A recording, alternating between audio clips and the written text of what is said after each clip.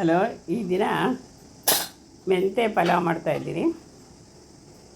ಈ ಮೆಂತ್ಯ ಪಲಾವಿಗೆ ಹೇಗೆ ಮಾಡೋದು ಅಂತ ನೋಡ್ಕೊಳ್ಳೋಣ ಬನ್ನಿ. ಮೊದಲು ಮಸಾಲೆ ರೆಡಿ ಮಾಡ್ಕೋಬೇಕು. ಇದಕ್ಕೆ ಫಸ್ಟು ಕಾಯಿ ತುರಿ, ಹೆಚ್ಕೊಂಡಿರೋಂಥ ಈರುಳ್ಳಿ, ಟೊಮೊಟೊ, ಆಮೇಲೆ ಹಸಿಶುಂಠಿ, ಬೆಳ್ಳುಳ್ಳಿ ಪೇಸ್ಟ್ ಹಾಕ್ಬಿಟ್ಟು ಅದಕ್ಕೆ ಖಾರದ ಪುಡಿ, ಧನಿಯಾ ಪುಡಿ ಹಾಕಿ ಸ್ವಲ್ಪ ನೀರು ಹಾಕ್ಬಿಟ್ಟು ಪೇಸ್ಟ್ ಮಾಡ್ಕೋಬೇಕು. ಜಾಸ್ತಿ ನುಣ್ಣಗೆ ಪೇಸ್ಟ್ ಮಾಡಬಾರ್ದು, ಸ್ವಲ್ಪ ಇಪ್ಪಿಪ್ಪೆಗೆ ಪೇಸ್ಟ್ ಮಾಡಿ ಒಂದು ಕಡೆ ಇಟ್ಕೊಳ್ಳೋಣ. ನೆಕ್ಸ್ಟ್ ಒಂದು ಕುಕ್ಕರ್ಗೆ ಎಣ್ಣೆ ಹಾಕ್ಬಿಟ್ಟು ಅದಕ್ಕೆ ಈರುಳ್ಳಿ ಹೆಚ್ಕೊಂಡಿರೋಂಥ ಈರುಳ್ಳಿನ ಹಾಕಬೇಕು. ಈರುಳ್ಳಿ ಸ್ವಲ್ಪ ಕೆಂಪಗೆ ಬಾಡಿಸ್ಕೋಬೇಕು. ಅದಕ್ಕೆ ಬೇಗ ಬೇಯಲಿ ಅಂತ ಸ್ವಲ್ಪ ಉಪ್ಪು ಹಾಕಿದ್ರೆ ಬೇಗ ಅದು ಕೆಂಪಿಗೆ ಈರುಳ್ಳಿ ಬೇಯುತ್ತೆ. ಆಮೇಲೆ ನೆನೆಸಿಟ್ಟಿರೋಂಥ ಬಟಾಣಿ ಹಾಕ್ತಾಯಿದ್ದೀನಿ. ಈ ಎಣ್ಣೆಗೆ ನಾವು ಮೆಂತ್ಯ ಸೊಪ್ಪನ್ನು ಇಟ್ಕೊಂಡಿರೋ ಶುಚಿ ಮಾಡಿರುವಂಥ ಮೆಂತ್ಯ ಸೊಪ್ಪು ಹಾಕ್ತಾಯಿದ್ದೀನಿ.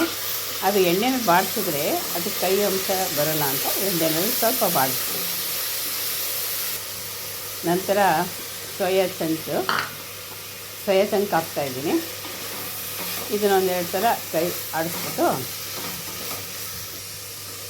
ಆಮೇಲೆ ಹೆಚ್ಕೊಂಡಿರೋಂಥ ಟೊಮೊಟೊ ಹಾಕಿ ಸ್ವಲ್ಪ ಮಿಕ್ಸ್ ಮಾಡ್ಕೋಬೇಕು. ನೆಕ್ಸ್ಟ್ ನಾವು ರುಬ್ಕೊಂಡಿರ್ತೀವಲ್ಲ ಮಸಾಲೆ ಪೀಸನ್ನು ಇದಕ್ಕೆ ಹಾಕಿ ಅದು ಚೆನ್ನಾಗಿ ಹೊಂದ್ಕೊಳಂಗೆ ಕೈ ಆಡಿಸ್ಬೇಕು.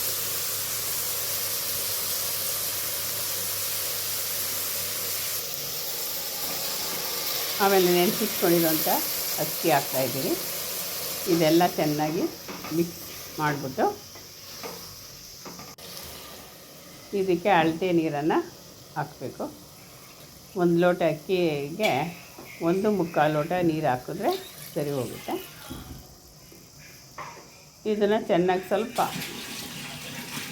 ಕೈ ಆಡಿಸ್ಬಿಟ್ಟು ಸ್ವಲ್ಪ 3/4 ಭಾಗ ಬೆಂದ ಮೇಲೆ ನಾವು ಪ್ರೆಷರ್ ಕೊಟ್ಟರೆ ಚೆನ್ನಾಗಿ ಹರಡುತ್ತೆ ಅದು. ಈಗ ಮೆಂತ್ಯ ಪಲಾವು ರೆಡಿಯಾಗಿದೆ.